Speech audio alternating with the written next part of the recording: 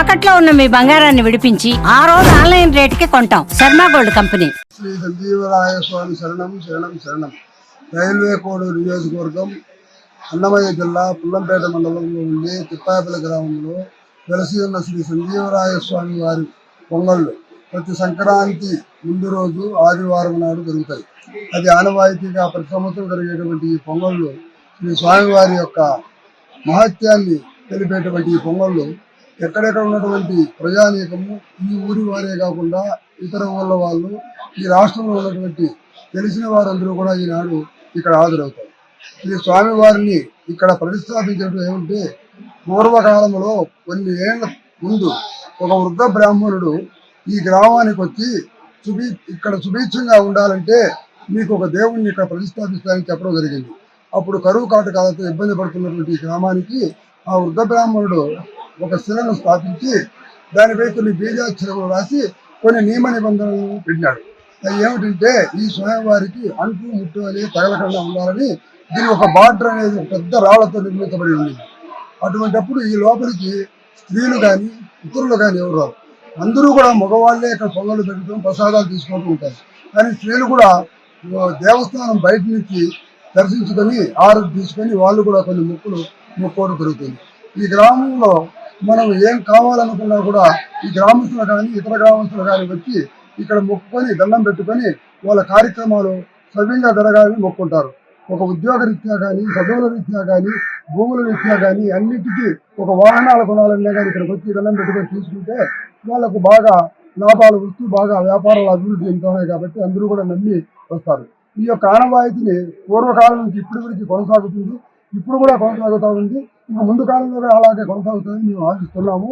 ఈ స్వామివారి యొక్క ప్రసాదాలు ఒక మగవారు మాత్రమే తీసుకుంటారు, వాళ్ళు మాత్రమే తింటారు. కానీ ఎవరు ఆడవాళ్ళు కూడా మొక్కున్నా కూడా వాళ్ళు డబ్బులు ఇచ్చి ఆ మగవాళ్ళ దగ్గర నుంచి పంచడం జరుగుతుంది. కాబట్టి స్వామివారి యొక్క మహత్యాన్ని అందరూ కూడా తీసుకుని బాగా జరుపుకుంటూ ఉన్నాము.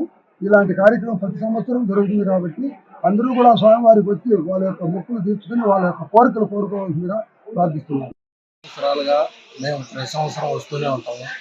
చాలా బాగా జరుగుతుంది. ప్రతి ఒక్కరూ ఇక్కడ దేవుణ్ణి చాలా గొప్పగా నమ్ముతారు.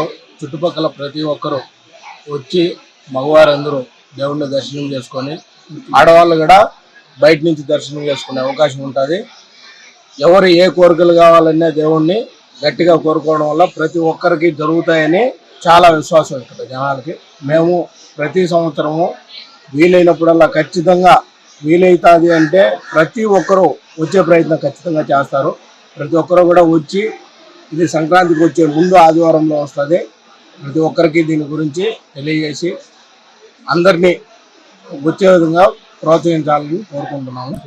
ప్రతి ఒక్కరూ ఇక్కడ వీలైనంత వరకు వచ్చే ప్రయత్నం చేస్తారు. ఎటువంటి పరిస్థితుల్లో కూడా అవకాశం ఉంది అంటే ఉద్యోగస్తులు కానీ వ్యాపారస్తులు కానీ వాళ్ళ ఈ ఒక్కరోజుని వాళ్ళు కేటాయించి రావడానికి మ్యాక్సిమం ప్రయత్నం చేస్తారు.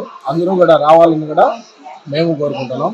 ఇక్కడ ప్రత్యేకత ఏంటంటే 1516వ సంవత్సరంలో ఒక బ్రాహ్మణుడు, వృద్ధ బ్రాహ్మణుడు ఈ ఊర్లో అప్పుడు కరువు కాటకాలు విపరీతంగా ఉన్న సందర్భంలో ఆయన ఒక శిలగా చెప్పి అక్కడ ఒక శిల ఉన్నది, దాన్ని మీరు ప్రదర్శిస్తే కన్నా ఈ గ్రామానికి అంతటికి మంచి జరుగుతుంది ఆ రోజుల్లో చెప్పడం వల్ల అక్కడ శిలను తీసుకొచ్చి ఇక్కడ ప్రదర్శించడం జరిగింది. ఆయనే హనుమాన్గా చెప్తారు, సంజీవరాయ స్వామిగా చెప్తారు. అప్పటి నుంచి కూడా ఈ కార్యక్రమాలన్నీ ఆయన చేయడం వల్ల ఈ ఊరంతా ఇక్కడ ప్రజల ప్రాంతాలన్నీ సస్యశ్యామలంగా వెళ్తున్నాయి. కానీ అన్ని దేవస్థానాలకు స్త్రీలు పురుషులు అందరూ కలిసి వెళ్తారు. కానీ ఈ యొక్క ప్రత్యక్ష విషయం ఏమంటే ఓన్లీ పురుషులకు మాత్రమే ఇక్కడ ప్రత్యేక ప్రవేశం ఉంటుంది, స్త్రీలకు ప్రవేశం ఉండదు. కానీ ఇక్కడ చేసే బోనాలు కానీ నైవేద్యాలు కానీ అంతా పురుషుల మీదనే ఆధారపడి పురుషులు చేస్తేనే ఇక్కడ మనం చేస్తాం, స్త్రీలకు మాత్రం ఎటువంటి ప్రవేశం ఉండదు. కానీ ఎక్కడ లేని ప్రత్యేకత ఈ యొక్క సంజీవరాయ స్వామి ఆస్థానంలో తెలిసిందనమాట. ఈ చుట్టుపక్కల కానీ ఎక్కడ కానీ అన్ని దేవస్థానాల్లో వెళ్తారు, కానీ ఒక ఈ సంజీవరాయ స్వామి మాత్రం కేవలం పురుషులు మాత్రమే ఇక్కడ నైవేద్యాలు సమర్పిస్తారు.